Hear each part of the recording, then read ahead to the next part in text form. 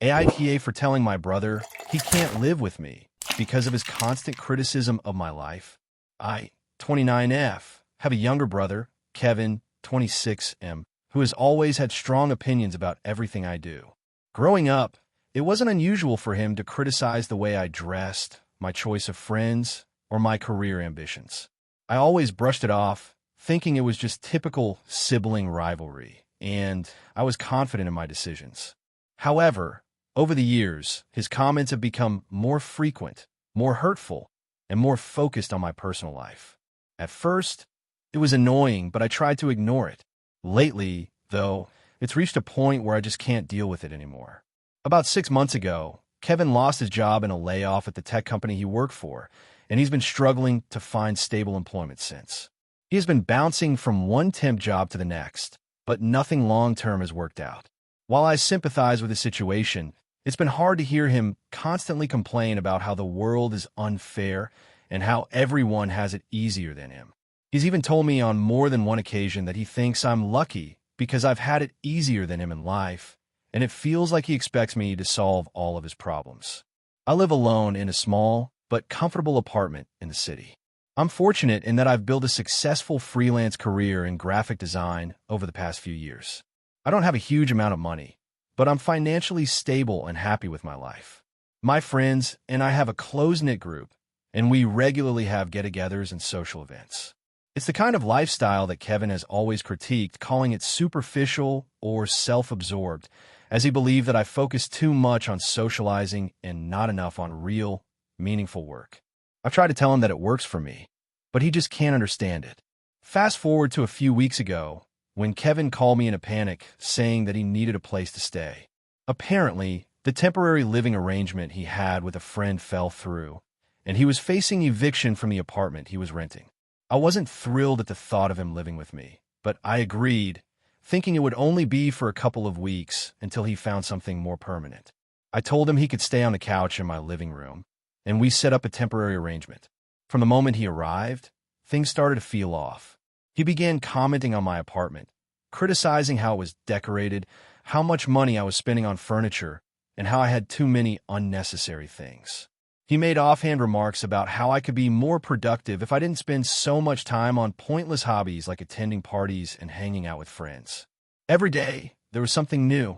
If I was working at my desk, he'd tell me I should be doing something more useful, like finding a corporate job. If I was talking to a friend on the phone, he'd roll his eyes and say, "Must be nice to have time for that kind of thing." It wasn't just annoying, it was exhausting. Every moment of my day was filled with his judgment. I tried to brush it off at first, but it got harder and harder.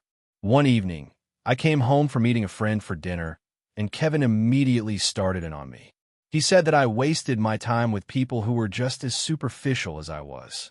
He told me that if I focused on real work and real relationships, I'd be happier and more successful. I snapped and told him that my life was my own, and I didn't need him to tell me how to live it. He argued back, saying I was too defensive and that I'd never accept criticism. At that point, I told him that if he didn't stop criticizing me, he needed to find somewhere else to stay. That's when things got really tense. Kevin was upset, and he accused me of being selfish and unsupportive. He said I was throwing him out when he was already going through a tough time and that I was being ungrateful for all the help he had given me when we were younger. I told him that this wasn't about the past.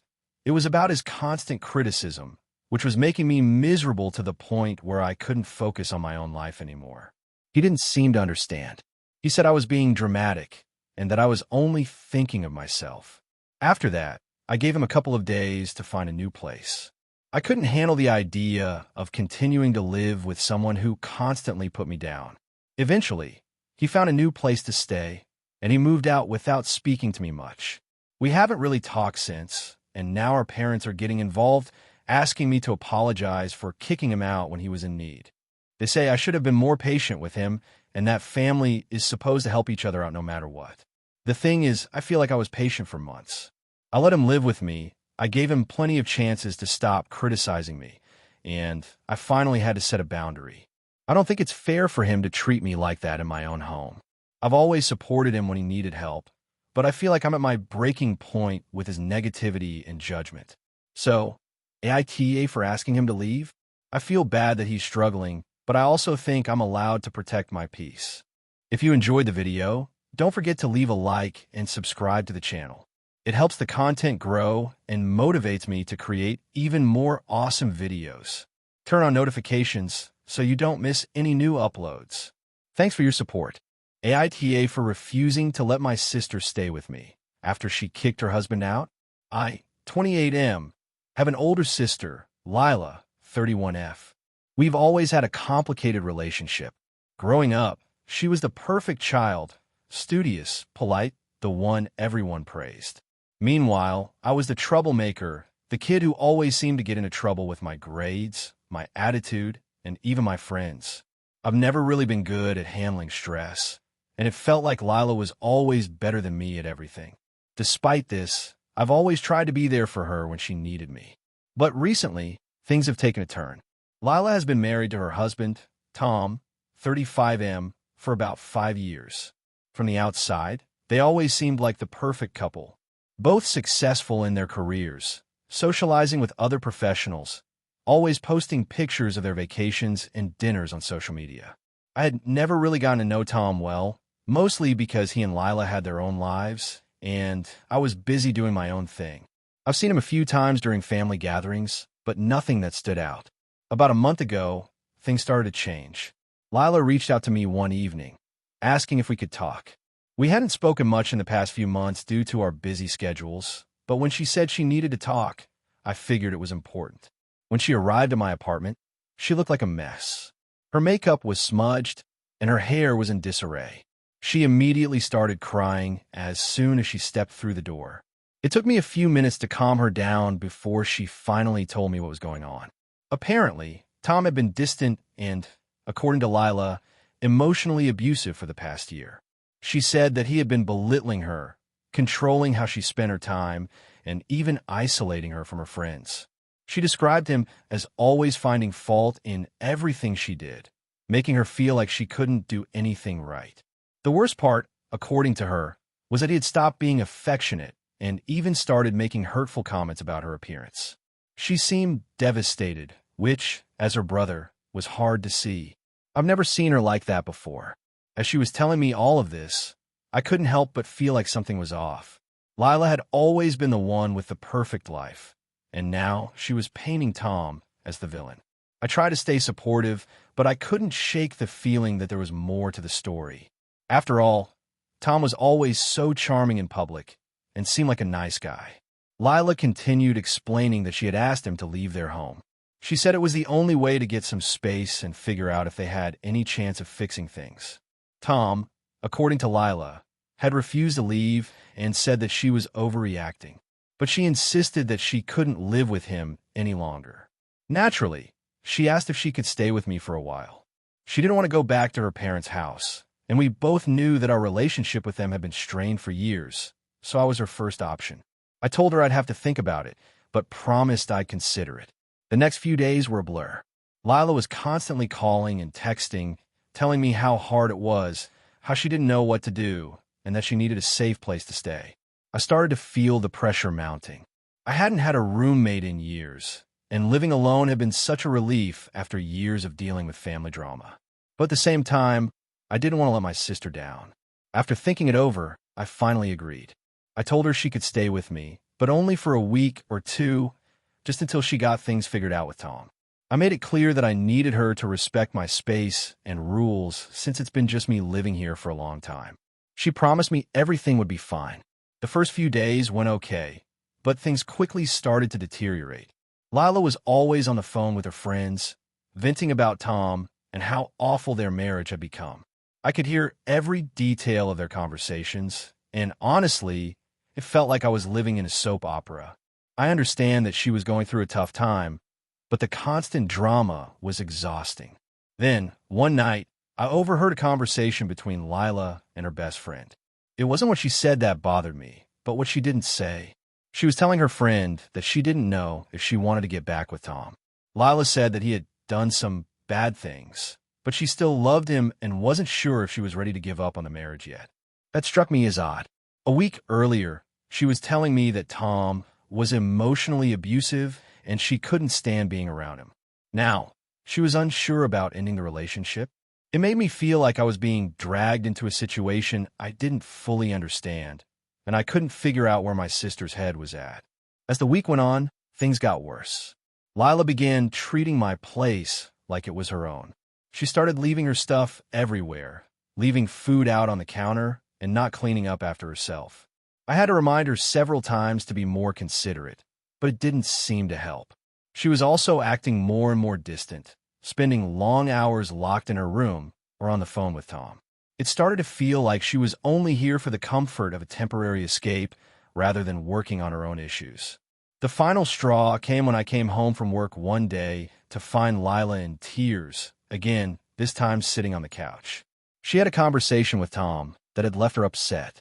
Apparently, he had begged her to come back, saying he would change. Lila didn't know what to do. She said she wanted to go back to him, but couldn't face the idea of being emotionally manipulated again. I told her that maybe it was time to consider if she really wanted to be with him or not.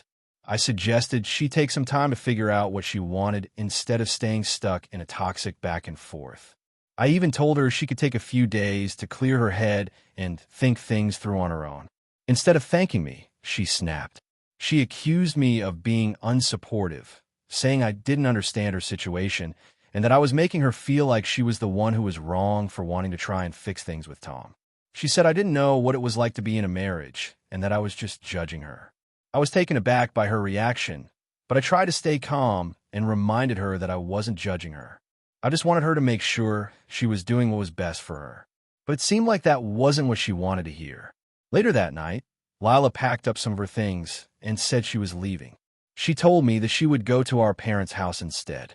I was relieved, honestly, but also hurt by how she had treated me in the process.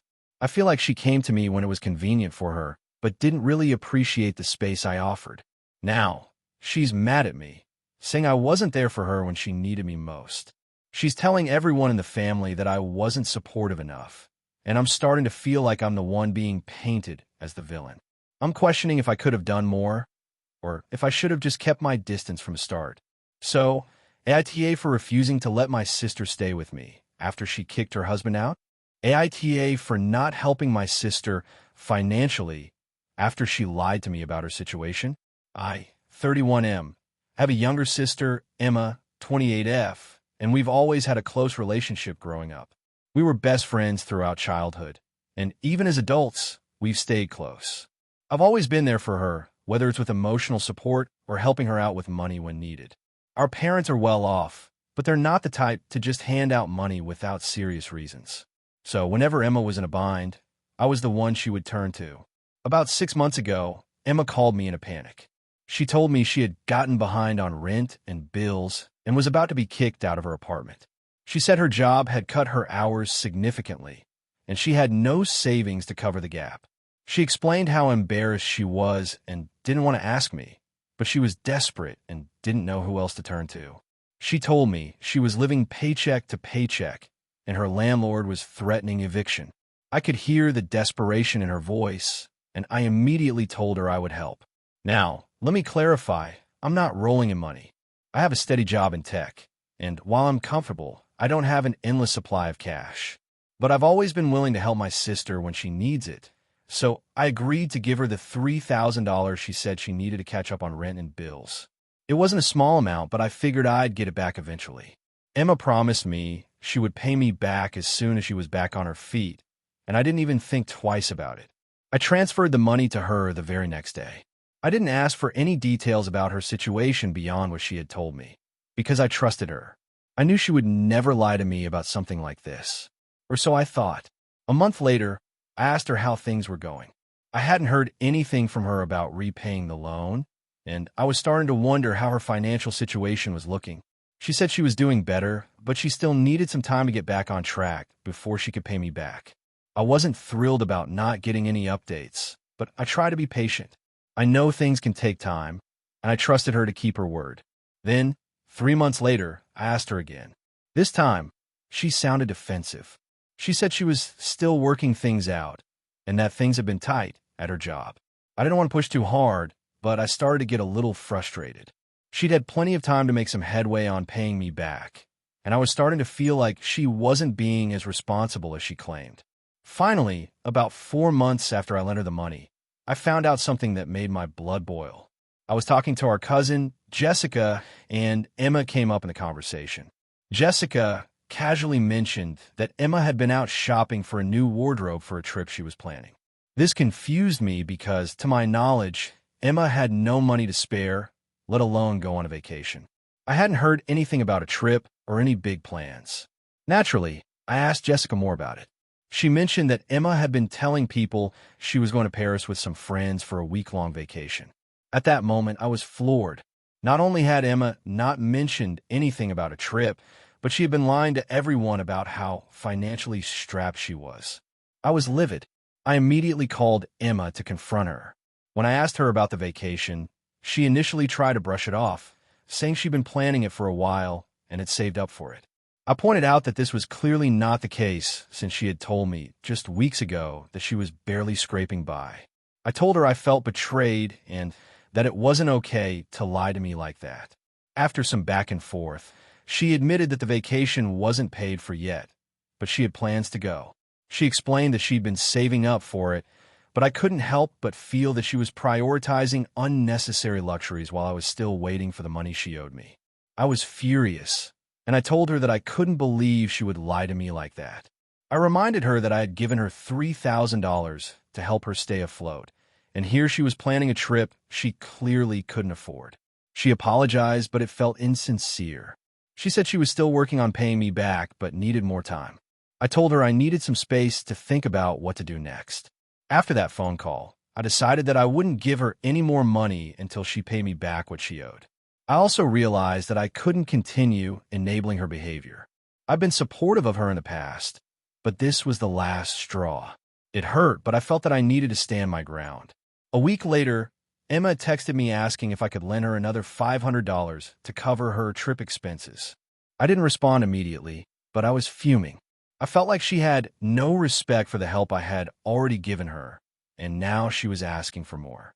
I couldn't believe she had the audacity to even ask me. Eventually, I sent her a message explaining that I wasn't able to help her with any more money until she repaid the original $3,000. I told her that I felt betrayed and that I needed her to take responsibility for her own finances before asking for further assistance. This didn't go over well. Emma was angry and said that I was being cruel and heartless.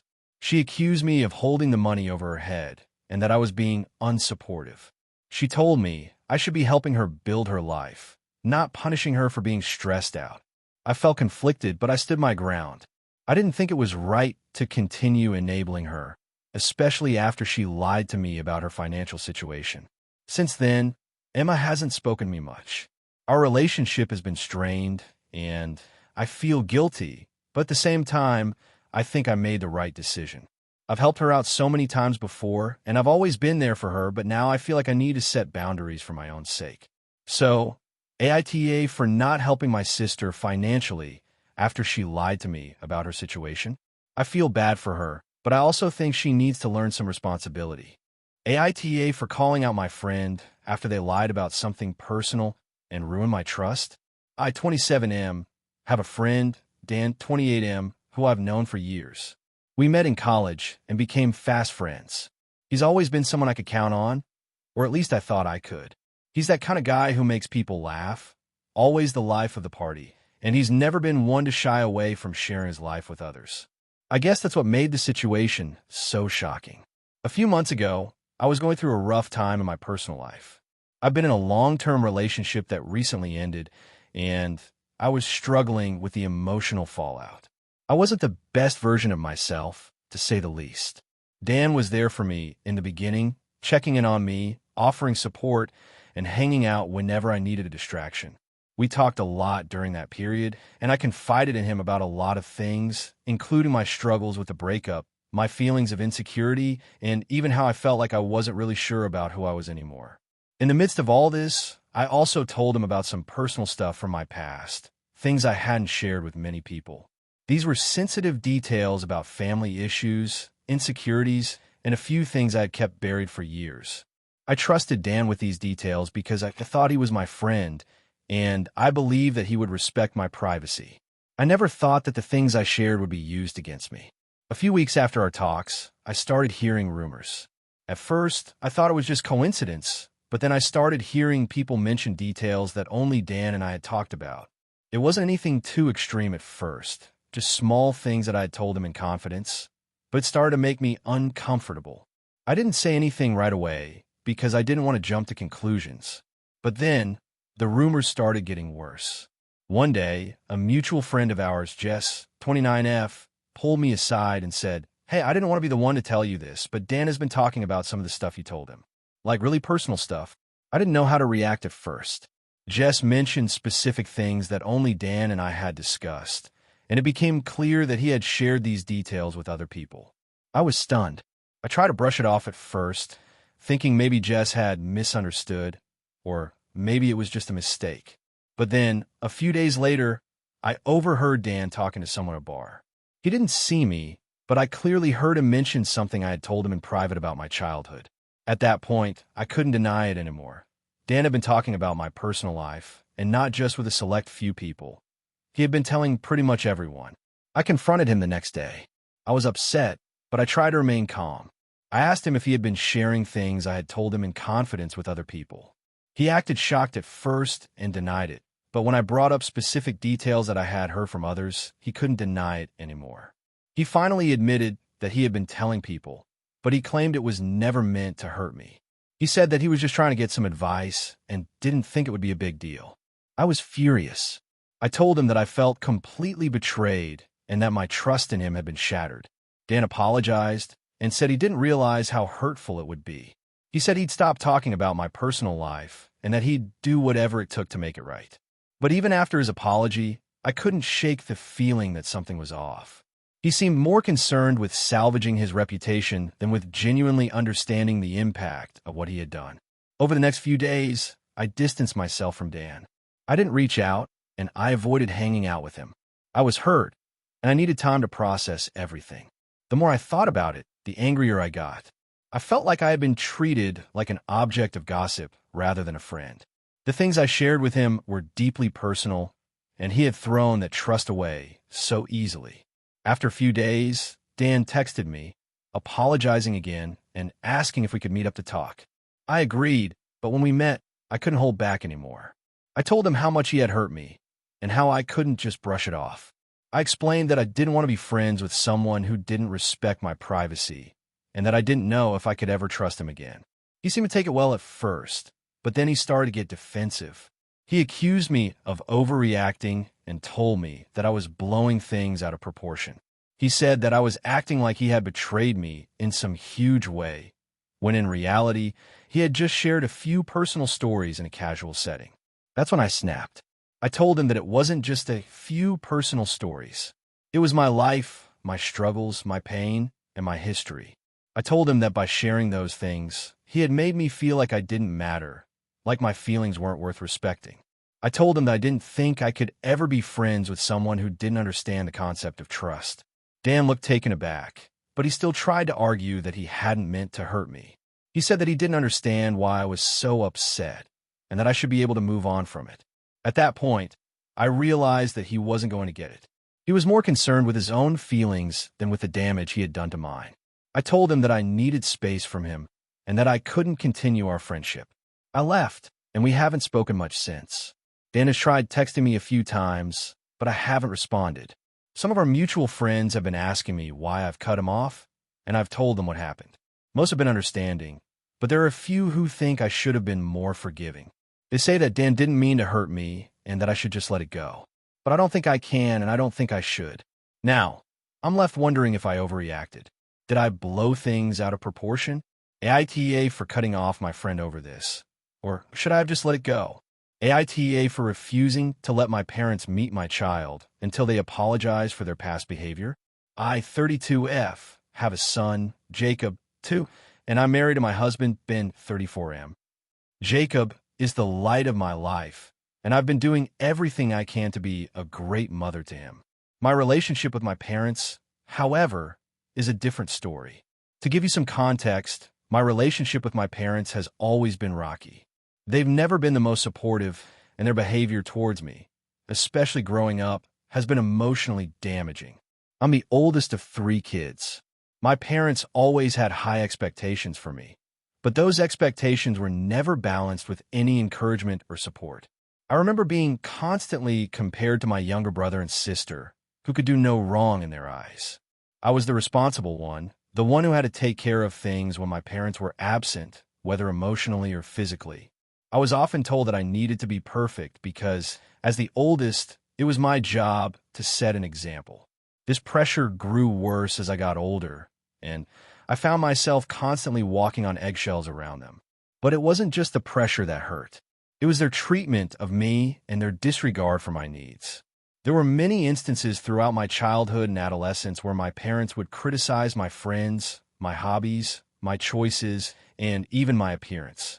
I had an eating disorder in high school, and instead of offering me help or compassion, my mom called me vain and told me I was just trying to get attention. When I went to college, they didn't visit me once and barely called.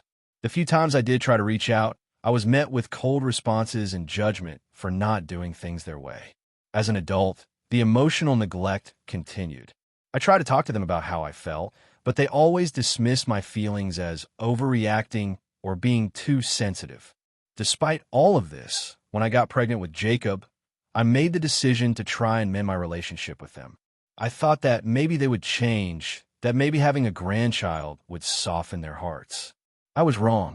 When I first told my parents I was expecting, they didn't react the way I hoped. My dad's first response was, "Are you sure you're ready for this?" instead of congratulating me. My mom's response was, "Well, it's about time you gave me a grandchild," as if I was obligated to have children to meet their expectations. Still, I pushed my hurt feelings aside and told myself they would come around. As the pregnancy progressed, I tried to involve them. I sent updates about doctor's appointments and asked if they wanted to be involved in planning the baby shower.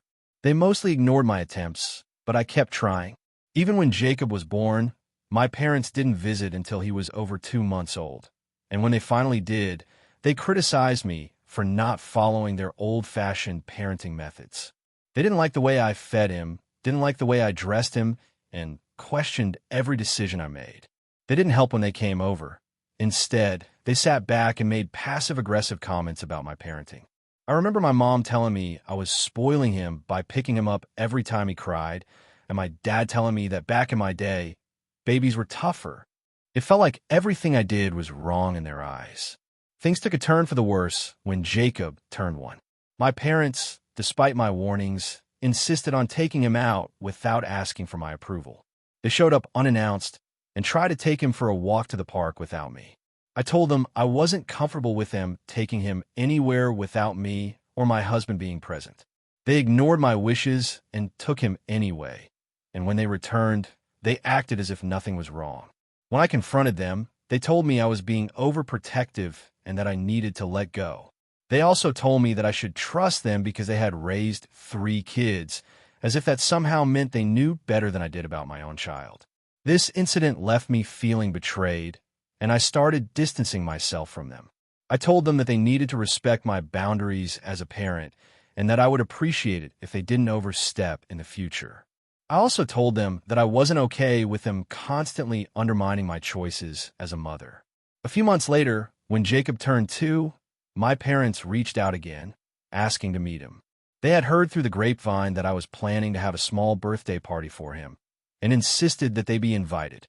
At this point, I was exhausted from the emotional manipulation and constant disregard for my boundaries.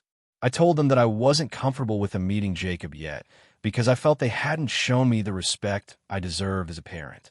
I explained that their behavior had been hurtful and that I needed an apology from them before they could meet him. They were furious. They both called me separately and accused me of being dramatic. My mom said I was punishing them for something that happened years ago and that I needed to get over it because they were family. My dad said I was being selfish and that I was keeping him from his grandchild. They told me that I was being unreasonable and that I should just let it go. My mom even brought up how they had sacrificed everything for me when I was a kid and that I was being ungrateful for not letting them be a part of Jacob's life. They kept pushing for access to my son without addressing any of the issues I had raised. I stuck to my guns and told them I wouldn't allow them to meet Jacob until they apologized for their actions and acknowledged how their behavior had affected me. I explained that I wasn't doing this to hurt them, but to protect my own mental health and my relationship with my child. I also made it clear that I wasn't going to allow them to undermine my parenting or treat me like I didn't matter. Since then, they've continued to try and pressure me into letting them see Jacob. They've sent passive-aggressive texts, left voicemail messages, and even tried to get other family members involved. Some of my relatives agree with my decision, but others have accused me of being too harsh and holding onto the past. They say I'm being unfair to Jacob by not letting him have a relationship with his grandparents. So, AITA for refusing to let my parents meet Jacob until they apologize for their past behavior. I feel like I'm doing what's best for my son and myself, but I'm starting to wonder if I'm being too rigid. AITA for refusing to let my friend move in with me after they broke their lease. I, 29M, have a friend, Erica, 28F, who I've known for about 5 years. We met through a mutual group of friends, and over time, we became pretty close. We would hang out often, go to events together, and even traveled a couple of times as a group. I've always thought of Erica as a good friend. We've had our ups and downs, but nothing major that would make me question the friendship. That is until recently. So, to give some context, Erica had been living in an apartment with her ex-boyfriend for almost 2 years. For what she had told me, things started to go downhill pretty quickly after they moved in together. They were fighting a lot, and it was pretty obvious that their relationship was struggling. But Erica seemed reluctant to leave. I always told her that she deserved better and encouraged her to stand up for herself, but she insisted on working things out with him. A few months ago, Erica finally ended the relationship. She told me she was relieved, but also stressed out because she had to figure out living arrangements. She had mentioned that her ex was planning to stay in the apartment, and she would need to find somewhere else to live. I told her I'd be there to help however I could. A couple of weeks later, Erica told me she couldn't afford to stay in the apartment anymore. The breakup had left her financially stretched, and she wasn't sure if she could even afford a new place on her own. She seemed pretty down about it, and I felt bad for her. She mentioned that she might need to find a roommate situation or move back in with her parents. At the time, I didn't think much of it. Then, one day, out of nowhere, Erica called me in a panic. She told me that her landlord was evicting her because her ex had stopped paying rent after they broke up.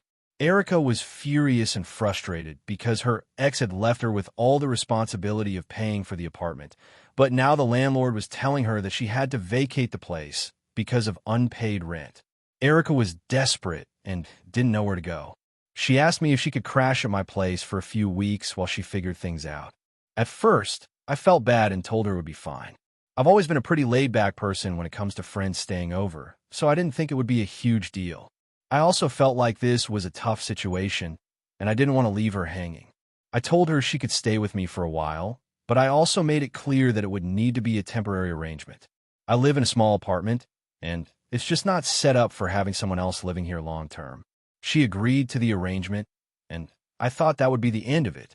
However, things quickly started to get awkward. When Erica first moved in, she was quiet and kept to herself for the most part, but that didn't last long. Soon, I began noticing small things that were starting to get under my skin. For example, she started leaving her stuff around the apartment, using my things without asking, and generally not respecting my space. I didn't want to complain at first, thinking it was just because she was going through a tough time and adjusting to the new living situation. But then, after about a week, it became clear that Erica wasn't making any effort to find a new place. Every time I asked her if she had found any options for a new apartment or even a roommate, she would either change the subject or say that she hadn't found anything good yet. I could tell she wasn't really putting in the effort, but I didn't want to be too harsh about it since she was already dealing with a lot. As the weeks went by, I started to feel more and more uncomfortable. Erica had started to act like she was living here long-term. She was spending hours on the couch, scrolling on her phone or watching TV, instead of trying to figure out her next steps. She had also started eating all of my food without asking. I would buy groceries, and the next day, half of what I bought would be gone. When I brought it up to her, she said she was hungry and didn't want to keep going out for food. I understood, but it felt like she was taking advantage of my hospitality without acknowledging it. Around the same time, Erica started inviting her friends over to my apartment without asking. One evening, I came home from work to find a group of her friends lounging on my couch, drinking wine and eating the snacks I had just bought. I was caught off guard. I had never agreed to hosting any of her friends, and the last thing I wanted was a party in my small apartment after a long day of work. When I asked Erica about it, she laughed it off and said, "Don't worry, it's just a few people." It wasn't just a few people. It was 5 or 6 people, and they stayed until late into the night. I couldn't sleep, and it really frustrated me. I told Erica that I wasn't comfortable with having people over without asking me first. She apologized, but the next weekend, the same thing happened. At that point, I started to get really upset. I had been trying to be understanding, but it felt like Erica wasn't respecting my boundaries at all. I had told her from the beginning that this was only supposed to be temporary, but now it seemed like she was acting like she was living here permanently. I had a serious conversation with her one evening, telling her that I couldn't continue living like this. I told her that while I understood her situation, she couldn't keep staying with me indefinitely. I also told her that she needed to start looking for a place more seriously and that I couldn't be responsible for her indefinitely. Erica got defensive.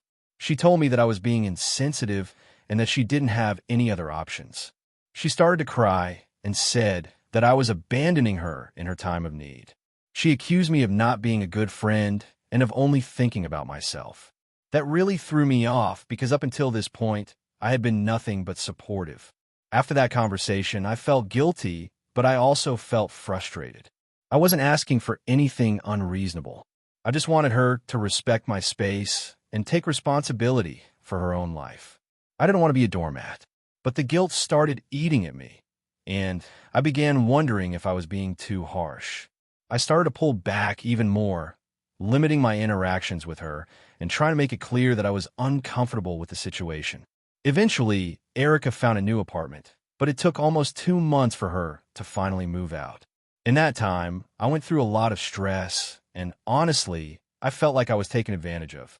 Now that Erica is moved out and things have settled, I'm still left wondering. AITA for setting boundaries with my friend and asking her to leave when she wasn't respecting my space or making enough effort to find a new place.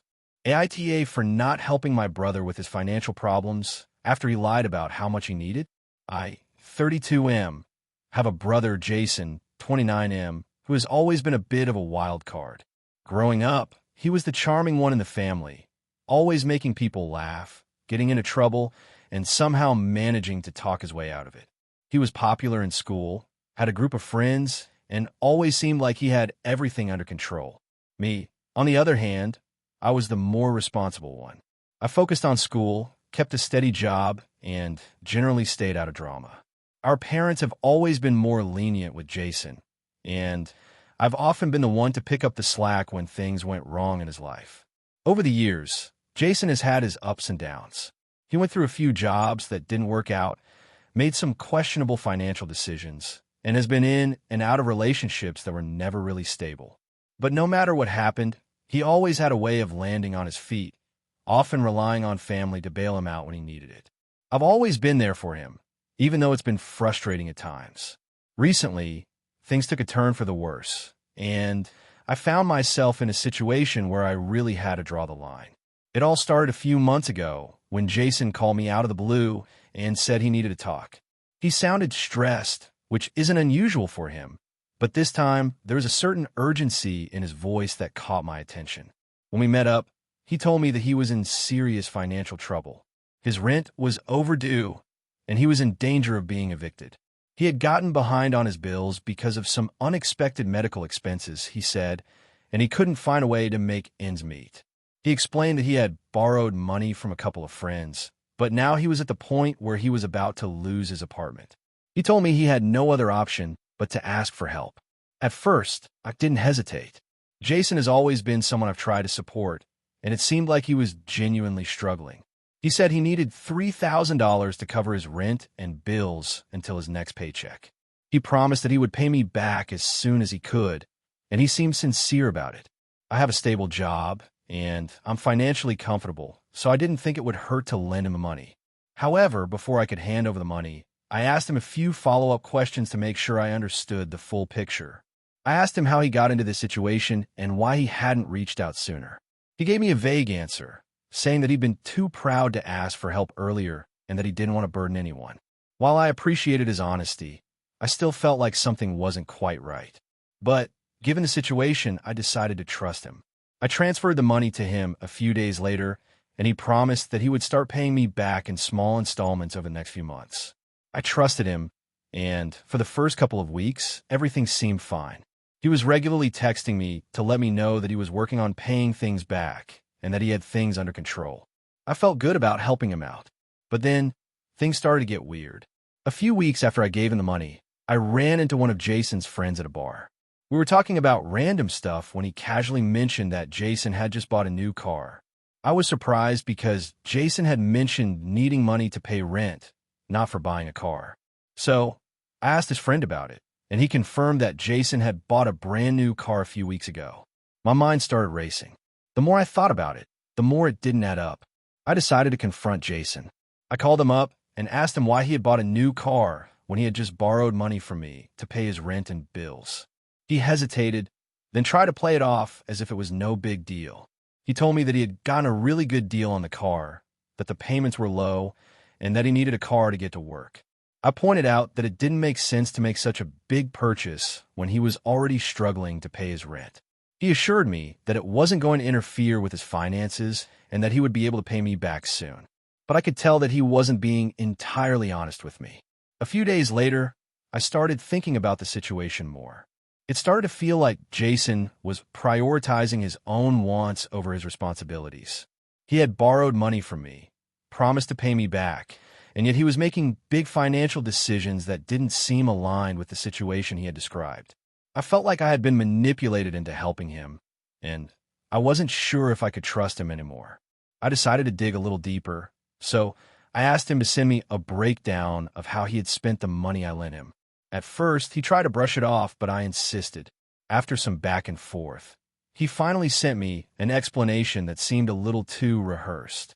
He listed rent, utilities, and medical expenses, but there was nothing specific about why he needed the new car or how he had made it work with the money I gave him. At that point, I had enough.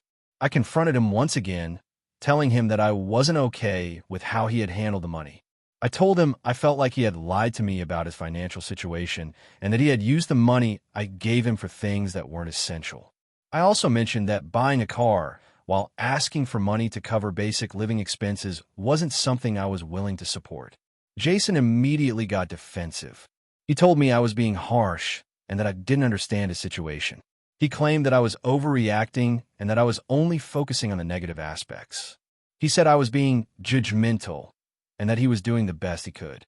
He even accused me of being selfish for not being more supportive, considering all the times he had been there for me in the past. The conversation ended with him hanging up on me, and since then, I haven't heard from him much. Some of our family members have reached out to ask if I'm okay and why I'm upset with Jason. They seem to think I'm being too hard on him, and that I should have just helped him without questioning his spending choices. A few have even implied that I'm not being a good brother for not offering him a little more help. Now, I'm stuck wondering if I've made the right call. I feel like I've been taken advantage of, but at the same time, I want to be there for my brother. I just don't know if I can continue enabling his behavior. AITA for refusing to help my brother with his financial problems after I found out he lied about how much he needed. Hey friends, if you enjoy this content, don't forget to like the video and share your thoughts in the comments. We really want to know what you like and what could be improved. What do you think of the video? Are there any topics you'd like to see in future videos? Your feedback really helps us get better. Thanks for being with us. AITA for not allowing my sister to live with me after she sold her house without telling me. I, 34F, have a sister, Claire, 31F, who I've always had a bit of a strained relationship with, but it wasn't until recently that things really escalated. Growing up, Claire and I were close in age, but we were very different people. I was always the responsible one, focused on my career, trying to keep my life together, while Claire was more carefree and didn't seem to take things as seriously. She's always been more spontaneous, while While I have always liked stability and structure. About a year ago, Claire called me up and told me she was selling her house. She said she was ready for a change and felt like it was time to move to a different city, get a fresh start. I wasn't thrilled by the idea because she had just moved into the house a few years ago and had been talking about how happy she was there, but I supported her decision, thinking she'd thought it through. I offered her help, but she assured me that everything was under control.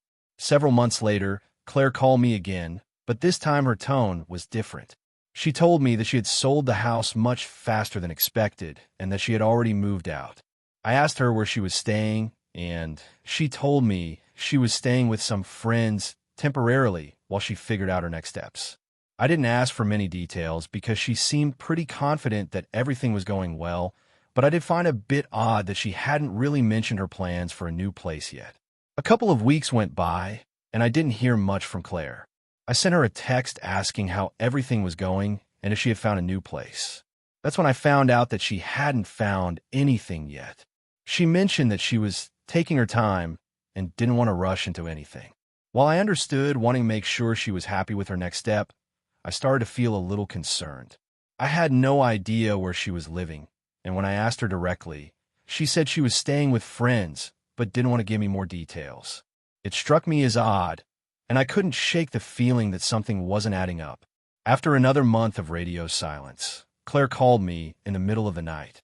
I was half asleep, but I picked up because it sounded urgent. When I answered, she told me that she had been staying with some people, but that the situation wasn't working out anymore. She said she needed to find a place to stay quickly and that she didn't have any other options. Then, she asked me if she could move in with me for a few months. To say I was caught off guard would be an understatement. I have a one-bedroom apartment in the city, and while I love my space, it's not exactly the ideal place for two people to live long-term. But I agreed to let her stay with me temporarily, thinking it would only be for a few weeks while she figured things out. I didn't want to leave her stranded, and I thought we could work something out. I also figured that, as her older sister, I should be supportive. The first few days went by fine, but as soon as Claire moved in, things started to get tense. She quickly made herself comfortable, leaving her stuff all over my apartment, and she would leave dishes in the sink for days. The first time she used my bathroom, I noticed that she hadn't cleaned up after herself, and I had to go in and wipe everything down. I brought it up to her in a calm way, but she just shrugged it off and told me I was being too uptight. At first, I tried to let the little things slide, but it became harder to ignore. Claire started making comments about how stuffy my apartment was, how it didn't feel homey enough, and how I should redecorate. She also criticized my routines, saying that I was too obsessed with cleanliness and that I needed to chill out. I told her that I had certain ways of living that worked for me, but she seemed to think that I was being unnecessarily rigid. To make matters worse, Claire didn't seem to be actively looking for a new place. She would say things like, "I'll get to it later," or "I just don't know what I want yet." But I started to feel like she was becoming too comfortable in my space and wasn't putting any effort into resolving her situation. I was getting frustrated, but I didn't want to be the one to kick her out without a solid reason. One evening, about a month into her stay, I came home from work to find Claire throwing a small party with some of her friends in my apartment. I was livid. I had told her from the start that this was meant to be a temporary arrangement, and I was clear that I needed my space. I didn't know any of the people she had invited, and they were all drinking and playing music loudly. I walked in and asked her to turn the music down and to keep it more low-key, but she just shrugged and told me I was overreacting. That was the tipping point for me. I knew I had to put my foot down. I sat her down and told her that she couldn't continue living with me indefinitely. I explained that I had been more than generous letting her stay, but it was starting to affect my life and my mental health.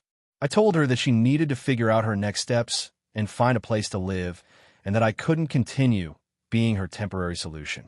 Claire's response shocked me. She immediately became defensive and told me that I was being selfish and unsupportive. She said that I was throwing her out when she had nowhere else to go.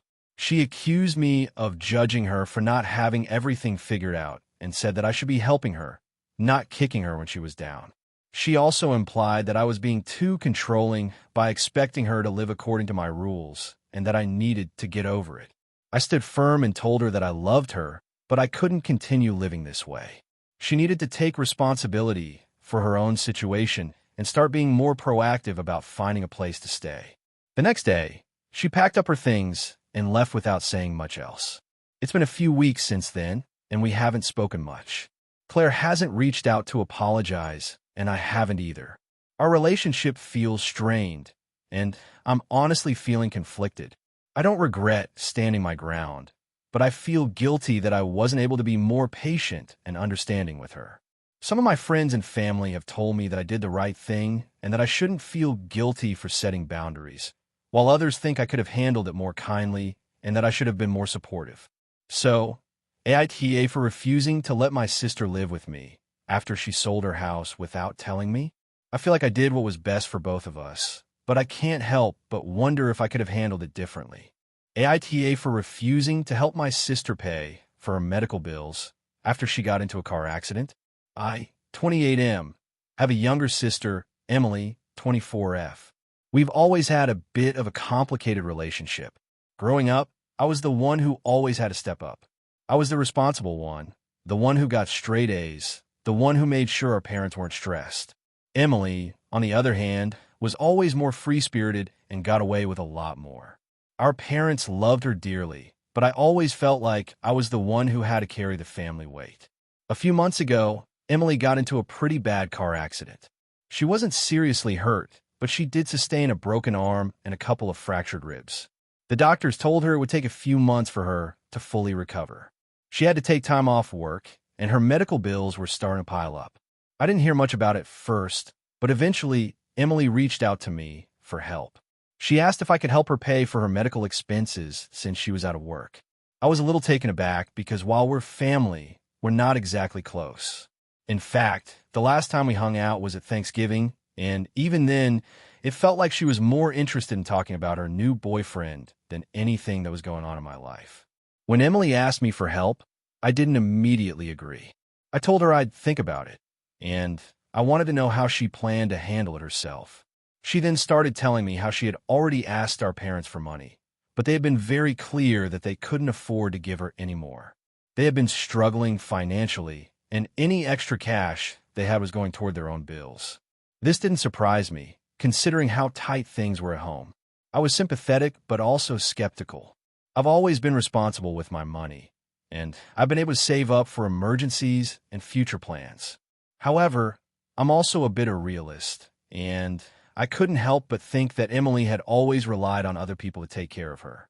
I knew she wasn't careless, but she had a habit of avoiding responsibility and leaning on others when things got tough. After a few days of thinking it over, I reached out to Emily to tell her that I wouldn't be able to help. I explained that while I loved her, I wasn't in a position to just throw away money for her. I had my own savings goals, and I couldn't afford to pay for someone else's mistakes, especially when she hadn't been the most responsible in the past. To be clear, I wasn't being cruel about it. I didn't tell her she was on her own, and I didn't call her irresponsible or anything.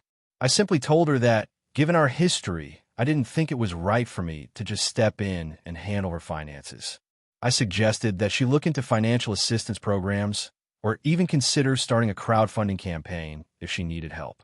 I also told her I'd be happy to talk with her about budgeting and finding ways to cut down on her costs during this time. The response I got was explosive. Emily called me every name in the book. She told me I was a terrible brother, selfish, and that I had no empathy. She even said I was just like our father, who had always been emotionally unavailable and distant. It stung because while I don't have the best relationship with our dad, I always try to do the opposite. I try to be the one who was there for her when she needed someone. She accused me of being heartless and said that if I couldn't help her, I wasn't really family. I was taken aback by how upset she was, but I stuck to my guns. I explained that my decision wasn't about not caring for her. It was about setting boundaries and making sure I wasn't enabling behavior that had, in my mind, led to her being in this position in the first place. Emily's behavior towards her finances had always been reckless, and I didn't want to be the safety net she always fell back on. Over the next few weeks, things got worse.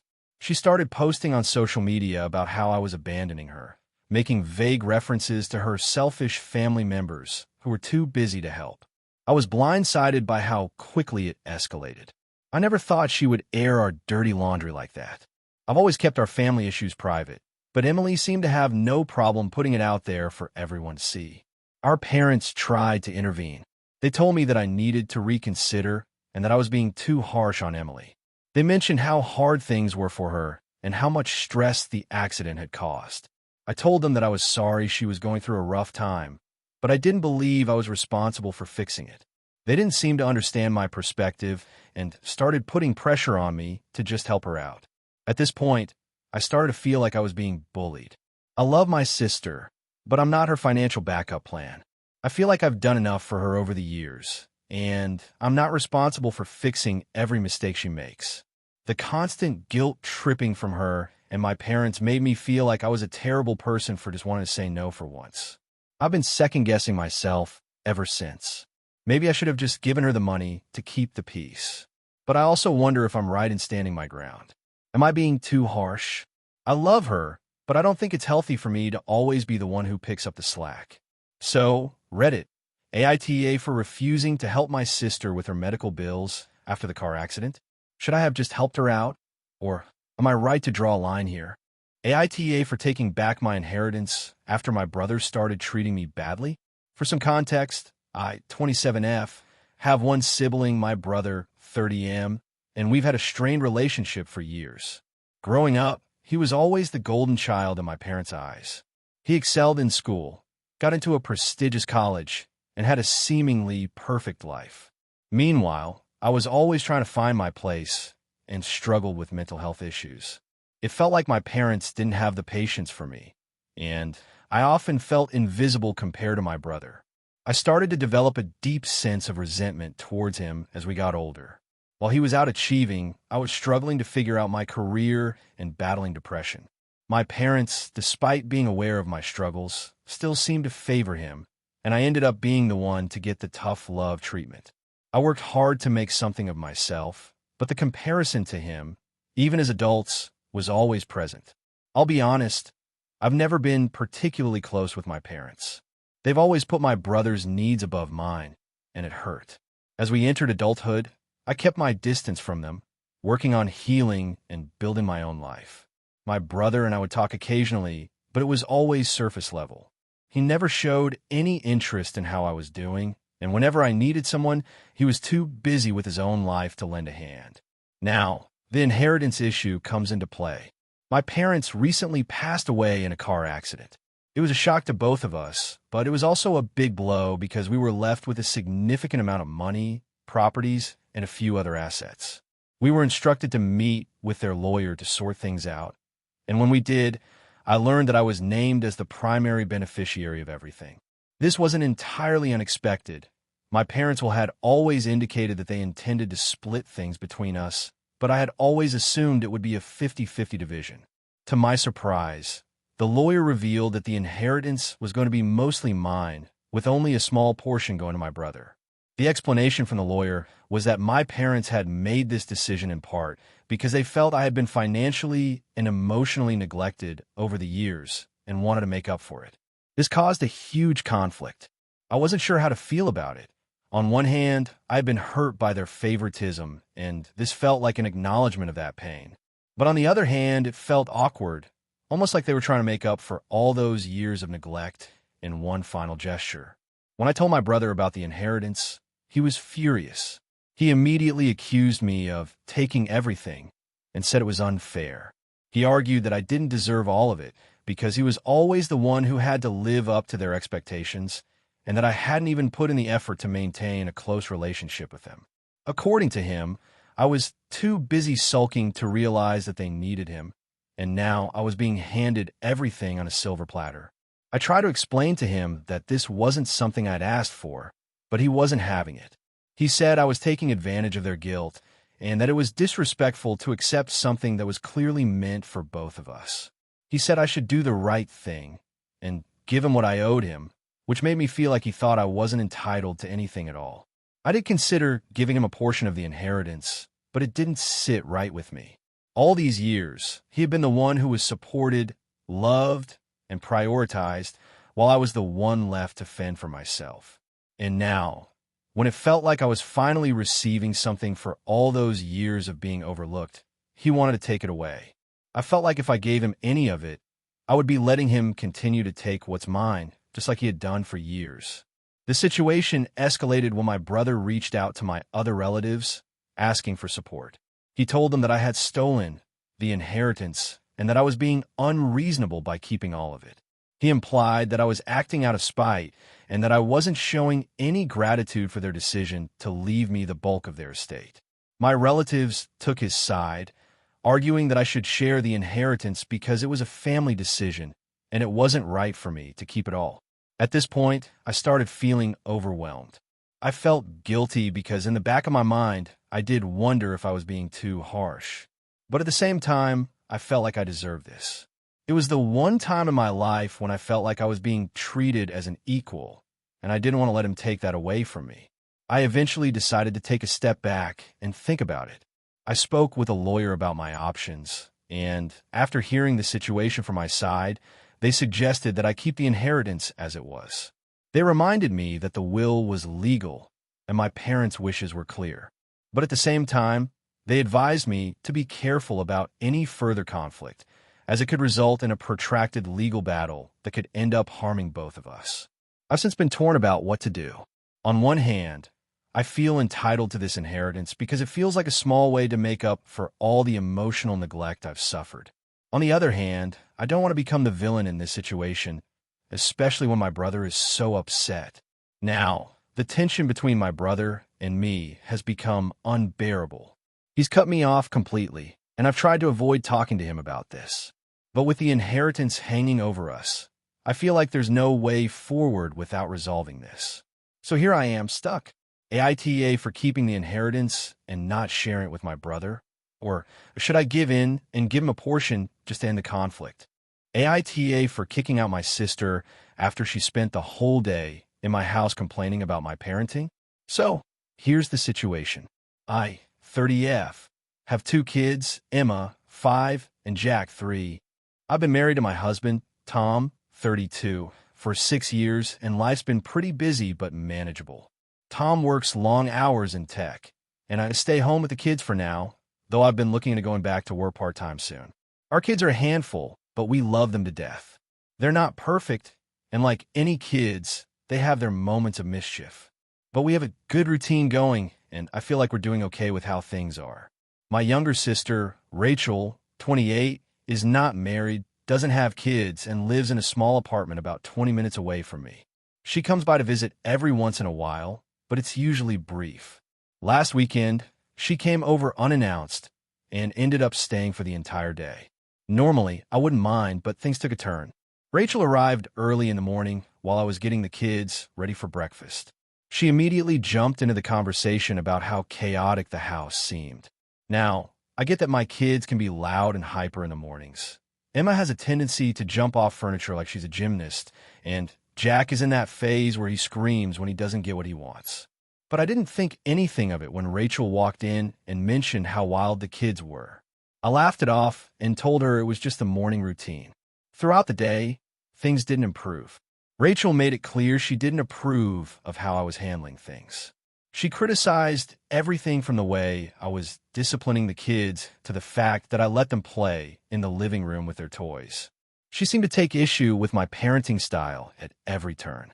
When Emma was having a tantrum because I wouldn't let her have a second cookie, Rachel told me I should have just given in to avoid the scene. I explained that I was trying to teach her boundaries, and Rachel just rolled her eyes and said, "You're not teaching her anything. You're just making her upset for no reason." I tried to stay calm, but I could feel my frustration building. Things got worse after lunch when I asked Rachel to help me clean up after the meal. I'm not a fan of leaving dishes piled up for too long, especially when the kids are already making a mess. Rachel said she didn't do chores when she visited and that I shouldn't expect her to. It was a weird moment because I've helped her out when I've visited her before, but I didn't want to make a big deal of it, so I just went ahead and started cleaning up myself. Then she made a snarky comment about how I should get the kids involved in the cleaning and stop being a martyr. This set me off. I know she doesn't get it. I can't just delegate chores to a 3-year-old and a 5-year-old. They help with small things, but it's not the same as having an adult do it. By mid-afternoon, my kids were getting tired and cranky, and I was starting to feel overwhelmed. I asked Rachel if she could maybe go for a walk with Jack to give me a little break. She looked at me like I was crazy and said, "Why don't you just get a nanny if you need a break? It's your job to be a mom." I couldn't believe she said that. I told her that yes, being a mom was my job, but even so, I deserve breaks and I'm allowed to ask for help when I need it. She huffed and said that I clearly didn't know how to handle my own kids and that I shouldn't expect others to pick up the slack. At this point, I was losing my patience. I tried to explain to her that raising kids isn't as easy as she thinks and that I don't have the luxury of living life without worrying about anyone else. I can't just go out whenever I want, I can't sleep in on weekends, and I have to make decisions all the time that impact my kids' well-being. She responded by saying, "I get it, but you're kind of letting your life revolve around them, and I don't think that's healthy." I told her that she couldn't possibly understand what it's like to be a parent, and that she was being completely insensitive. I was so done with the constant commentary. So I told Rachel that if she was going to keep criticizing my parenting, maybe it was time for her to leave. She got defensive and accused me of being too sensitive and not taking constructive criticism. But I was at my breaking point. I told her I appreciated her coming over, but I was not going to let her disrespect me in my own home. She ended up leaving in a huff, but not before telling me, "I don't know why you're so upset. I'm just trying to help. I've been feeling guilty ever since, wondering if maybe I overreacted. On one hand, I feel like I deserve respect as a parent, and I don't need someone telling me how to do my job. On the other hand, I can't help but think that maybe she was trying to be helpful, even if her approach was wrong." I haven't spoken to her since that day, and now I'm second-guessing everything. AITA for kicking out my sister when she was just trying to help? Or am I justified in being upset over her constant criticism? AITA for confronting my friend about her constant borrowing and never returning my things? I, 29F, have a friend, Megan, 30F, whom I've known since high school. We've always had a close bond, even though we're very different people. Megan is more of a free spirit, while I tend to be more organized and grounded. Over the years, our friendship has had its ups and downs, but we've always managed to stay close despite our differences. Lately, though, I've been feeling frustrated with her behavior. It started innocently enough. She'd asked to borrow things here and there, like clothes or accessories, which I didn't mind. I've always been the type of person who doesn't mind lending stuff to friends, especially when I trust them. But recently, this has become a pattern, and it's starting to get under my skin. It began about 3 months ago when Megan asked to borrow a few of my dresses for an event. She explained that she didn't have anything appropriate to wear, and since I have a decent wardrobe, I told her she could pick out a few options. She seemed really appreciative, and I didn't think much of it. A couple of weeks later, she borrowed my designer handbag because she was going to a wedding and didn't have anything that matched her outfit. Again, I didn't mind. She's my friend, and I wanted to help. The first time I felt annoyed was when I asked her to return the dresses and handbag, and she gave me excuses. She said she had been so busy, and the wedding was so chaotic that she hadn't had a chance to get them back to me.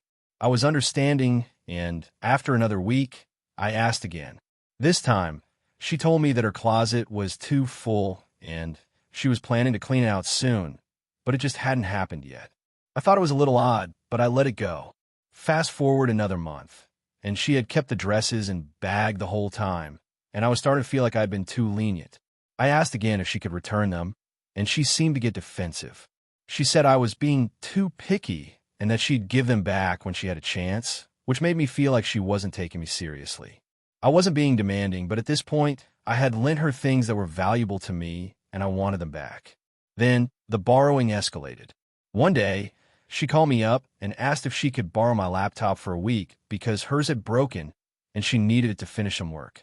I was a little hesitant, but since I didn't use my laptop much at the time, I agreed. She promised to return it within the week. A week passed, and then 2, and then 3. Every time I asked her when I could get it back, she'd say things like, "I'll bring it to you soon," or "I've been so swamped with work, I just haven't had the time." It's important to note that during this time, she was frequently posting on social media, going out to events, and seemingly living her best life while I was sitting there waiting for my things. The straw that broke the camel's back was when she borrowed my brand new camera. I had just bought it and was really excited to use it. She said she needed it for a project she was working on for a few days, and I reluctantly agreed. This time, I told her that I would need it back by the end of the week. Well, it's been a month, and I still haven't seen it. I've asked her repeatedly about it, but each time she responds with some excuse. The last time we talked, she told me that things had gotten busy, and when I pressed her, she said, "I'll give it back when I can." You know how it is. At this point, I was fed up. I've always been the kind of person who doesn't like confrontation, but I realized that I had to say something. I tried to bring it up gently, but Megan brushed me off. I told her I felt like she was taking advantage of my generosity and that I was uncomfortable with how many of my things she had been holding onto for so long without returning them. I also pointed out that I had been very understanding and patient, but this was getting ridiculous. She immediately became defensive, accusing me of being too materialistic and getting upset over minor things. She said she was just really busy and that I shouldn't stress over stuff like this. I explained that it wasn't about the items themselves, but rather the lack of respect for my time and my boundaries. I don't mind lending things to friends, but it started to feel like I'm being taken advantage of. I pointed out that I had asked for these items back multiple times and was constantly met with excuses, and she still hadn't made any effort to return them. Megan didn't take it well. She told me I was overreacting and that I was being a bad friend for making such a big deal out of something that wasn't even important. This conversation ended on a sour note, and we haven't spoken much since. I've been stewing over it, wondering if I overreacted. Did I go too far? I don't want to lose a friend over some material things, but I also feel like I've been more than accommodating, and it's time for her to step up and be more responsible. My other friends have said that I'm justified in feeling this way, but I'm still not sure. I feel guilty about confronting her, especially since we've been friends for so long, but I also don't want to keep feeling like I'm being used. AITA for confronting my friend about constantly borrowing my things and never returning them. Or am I being too hard on her? AITA for telling my friend I no longer want to support her after everything she's done. I, 29F, have been friends with Julia, 30F, for over 10 years. We've gone through a lot together. High school, college, family stuff, breakups, and everything in between. I've always been there for her when she needed me, and I've been proud to support her through thick and thin. But recently, I've started questioning if I've been too much of a doormat, and I'm not sure if I'm in the wrong for finally drawing a line. About 6 months ago, Julia lost her job. She had been working in marketing for a tech company, and I could tell she wasn't happy there, but it was a steady paycheck, and she always talked about the security it gave her. When she was laid off, she was devastated, and of course, I was there for her, supporting her emotionally, helping her update her resume, looking over job applications, and just being a sounding board when she got discouraged. At first, I thought this would just be a temporary setback, and she would find something soon. However, as weeks turned into months, things didn't improve. Julia started to get more and more distant, and her behavior started to change. She didn't seem to be putting in much effort to find a new job. When I would check in, she would talk about how stressful everything was and how overwhelming the job market was.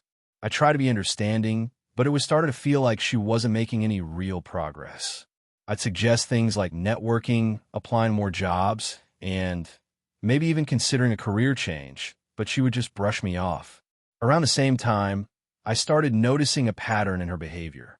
She began borrowing money from me. The first time it happened, she said it was for an unexpected bill that came up and promised to pay me back as soon as she found a new job. I didn't think much of it.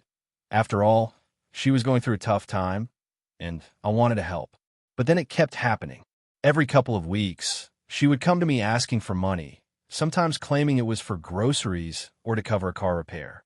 I gave her the benefit of the doubt each time, but the frequency of her requests was starting to get ridiculous. I started to feel uncomfortable about how often she was asking for money. At one point, she asked me to help her with her rent because she had missed a payment. I agreed to help her out again, but this time I made it clear that I needed her to stick to her promise to pay me back. She assured me she would, but it didn't happen.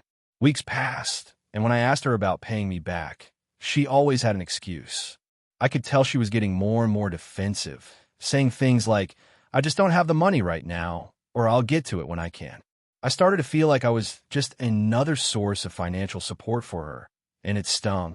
Then things really started to go downhill. Julia was still unemployed, but she was constantly posting on social media about going out to expensive dinners, traveling to nearby cities for weekend getaways, and buying new clothes. I saw her posting about all these adventures she was having while I was sitting at home, worrying about my own finances. I couldn't help but feel resentful. Here she was, borrowing money from me and having fun without a care in the world. I was struggling to understand how she could justify spending money on luxury experiences when she was supposed to be looking for a job and paying off her debts.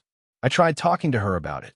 I brought up how I felt uncomfortable with her spending habits, especially when she hadn't paid me back yet. She dismissed it, saying she needed to treat herself because of how stressful things had been. I reminded her that it was hard for me to keep supporting her when I was also feeling financially stretched, and that maybe it was time to focus on finding a job and not spending money on things that weren't necessary.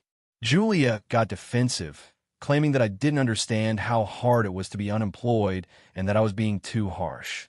She accused me of not supporting her in the way I should have, even though I had been there for her emotionally, and I'd lent her money multiple times. I was feeling drained by the whole situation, and it wasn't just about the money anymore. It was the sense that I was being taken for granted.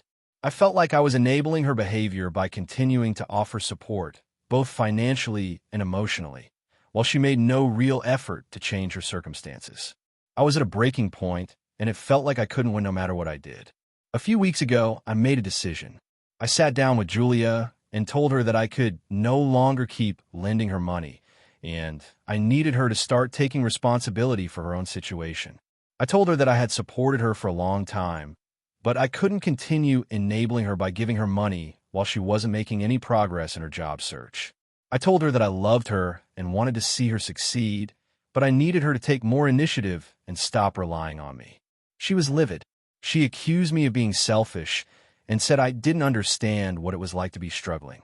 She claimed I'd always had everything handed to me and didn't know what it was like to be broke. I tried to explain that it wasn't about the money. It was about her attitude and her lack of effort to improve her situation. But she didn't want to hear it. She said that if I couldn't support her when she needed me the most, then I wasn't a real friend, and she would have to cut ties with me. I was shocked by how harsh she was being, but honestly, it felt like a weight had been lifted off my shoulders. After that conversation, we haven't spoken much.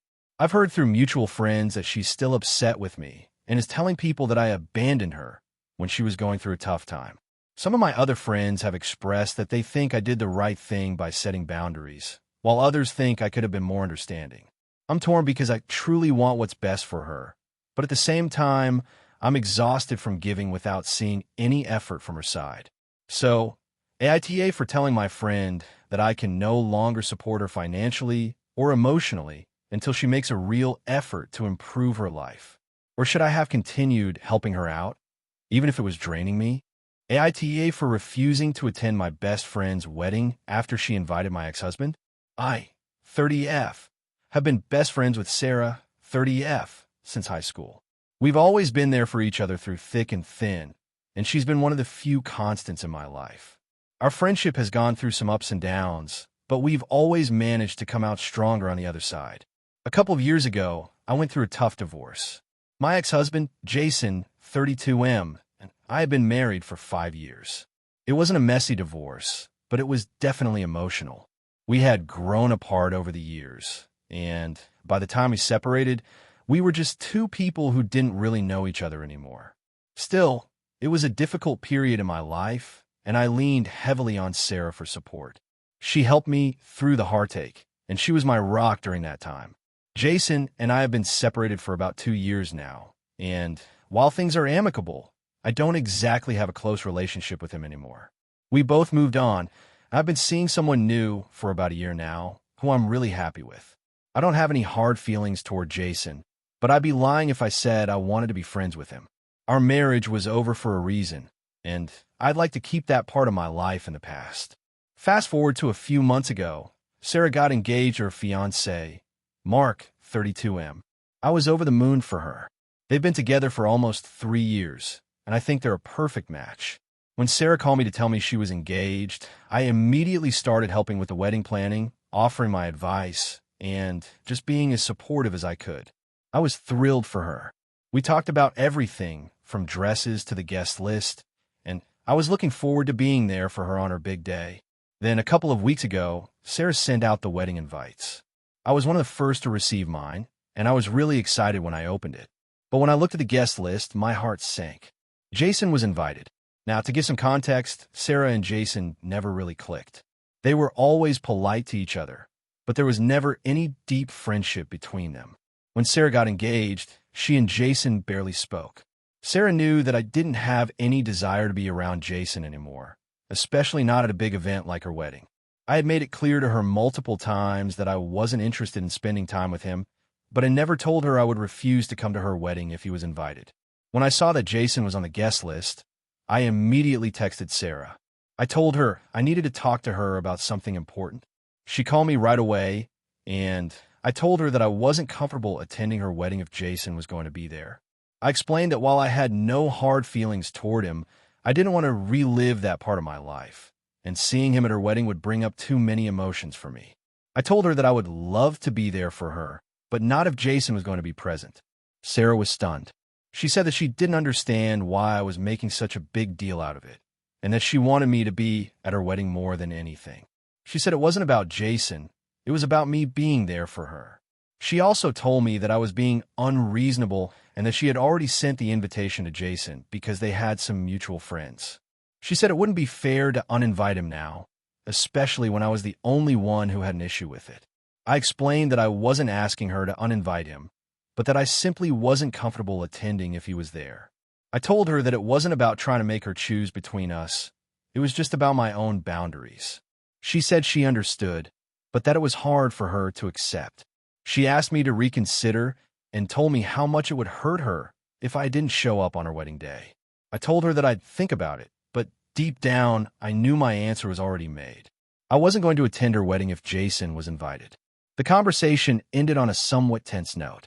Over the next few days, Sarah sent me several texts trying to convince me to come.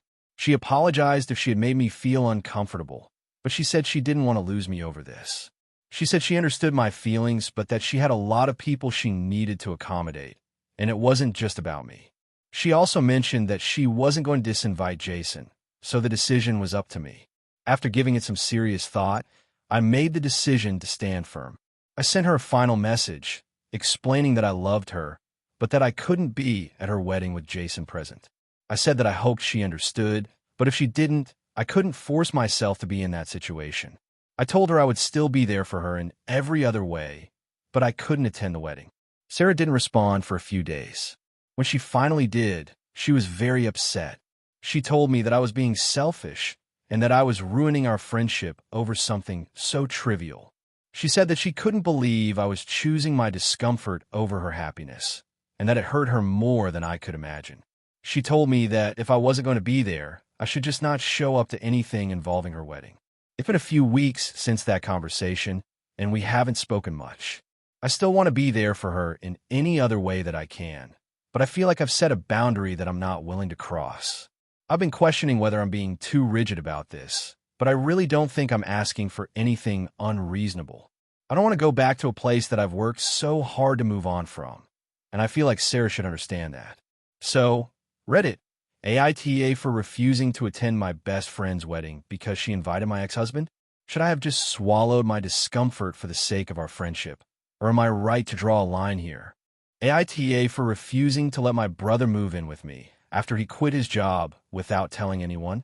I, 29F, have an older brother, Chris, 33M, who has always been a bit of a wild card. Growing up, he was the rebellious one, constantly getting into trouble at school, staying out late, and just generally doing things on his terms. I, on the other hand, was always the responsible one. I did well in school, followed the rules, and always tried to make sure my life was stable. As we grew older, we drifted apart because our personalities just didn't mesh. I settled into a stable career in life, while Chris bounced from job to job, never staying in one place for long. I've always been there for him when he needed help, even if it was inconvenient. A couple of years ago, He came to me asking for a loan to cover some debt. I lent him $2,000, even though I didn't have a lot of disposable income. I felt bad because he had messed up again, and I knew he didn't have anyone else to turn to. It was a little frustrating, though, because after he got the money, he didn't seem to take it seriously. He didn't make any effort to pay me back for months, which put a strain on our relationship. Despite that, I continued to support him from a distance, hoping that he'd eventually grow up and start taking responsibility for his life. I wasn't particularly close with him, but I cared about him enough to offer help when needed. This brings us to the most recent situation, which is where things really blew up. About 2 months ago, Chris called me, sounding unusually stressed. He told me that he had quit his job without giving proper notice. He explained that he had just had enough of his boss and couldn't stand it anymore, but he didn't have another job lined up. He assured me he was working on it and taking a break for now, but I could tell he was just trying to play it cool. I told him that quitting without a plan wasn't a smart idea, especially at his age, and that he needed to figure out what he was going to do next. He brushed it off and told me not to worry. A week later, I got a text from him saying that he needed a place to stay. He told me that he had fallen behind on rent and that his landlord had threatened eviction. He mentioned that he couldn't stay with any of his friends because they were either full or too busy, and his girlfriend had kicked him out because they'd gotten into a huge argument. He said he had no other options and asked if he could crash at my place for a while until he figured things out. At first, I was sympathetic. I knew he had been struggling, and I didn't want to leave him homeless. But then, the more I thought about it, the more I realized that this was a pattern for him. I live in a 2-bedroom apartment, and while it's small, I like my space. I also have a demanding job that often requires me to work long hours, and I value my privacy. The idea of having him stay with me, again, didn't sit right. I asked him how long he planned to stay, and he said, just a couple of weeks, maybe a month at most. I told him that I wasn't comfortable with him moving in without a clear plan for what he was going to do after that, and that I didn't want to enable him to be lazy and avoid responsibility. He got defensive, saying I was being unreasonable and that he didn't have anywhere else to go. He told me he'd be really grateful for my help and that it wouldn't be for long. After some back and forth, I reluctantly agreed, but I set some clear boundaries. I told him that he needed to be actively looking for a job while staying with me, and that if he wasn't making any effort to get back on his feet, he would have to leave. I also told him that he couldn't bring friends over without asking and that I needed him to respect my space. He agreed, though I could tell he wasn't thrilled with the conditions. The first week was okay. He mostly stayed in his room, looking for jobs, or so he claimed. But after a few days, things started to go downhill. I noticed that he wasn't really doing anything productive. He would sleep in late, watch TV all day, and rarely leave the apartment. When I asked about the jobs he was applying to, he said he was waiting to hear back from a few places, but I never saw any applications or interviews scheduled. He would often ask me to help him out with small things like buying groceries or taking him places, and I started to feel like I was being used. By the second week, it became clear that he wasn't making any real effort to get back on track. He would still stay up late, play video games, and basically do nothing productive. He even asked if he could have a party at my place to celebrate his newfound freedom since he was no longer working. I told him no, of course, and that I was not comfortable with him having people over without a valid reason. That's when he started getting irritated with me, calling me uptight and accusing me of not supporting him. I tried to have a conversation with him about how he was treating the situation. I told him that I was happy to help him, but that I didn't want to be taken advantage of. I said that I didn't think it was healthy for him to sit around all day without making progress, and that he needed to take responsibility for his own life. He got defensive, saying that I was being too harsh and didn't understand how difficult it was to find a job. I told him that I understood, but that I couldn't keep enabling him by allowing him to stay indefinitely without making real efforts to improve. Things continued to spiral from there. He started getting angry at little things, like me asking him to clean up after himself or not using my things without asking. He even started taking my food without permission. At that point, I had had enough. I told him that he needed to leave if he wasn't going to take the situation seriously. He didn't take it well.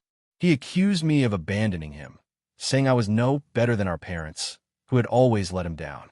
He said that I was being selfish and that I should be helping him, not kicking him out when he was struggling. I stood my ground and told him that I wasn't going to let him continue living with me if he wasn't making any effort to improve his situation. I told him that I loved him, but that I couldn't help him if he wasn't helping himself. After a long argument, he packed his things and left, but he hasn't spoken to me since. I feel bad for kicking him out, but at the same time, I don't feel like I should have to sacrifice my own peace of mind for his irresponsibility. So, AITA for refusing to let my brother live with me after he quit his job without telling anyone and refused to make any effort to improve his situation. I feel like I did what was best for both of us, but I'm starting to wonder if I was too harsh. Thank you for watching until the end. If you enjoyed this video, don't forget to like and subscribe to the channel so you won't miss new videos. Also, leave a comment. I'd love to hear your thoughts. Your support and engagement mean a lot to me. See you in the next video.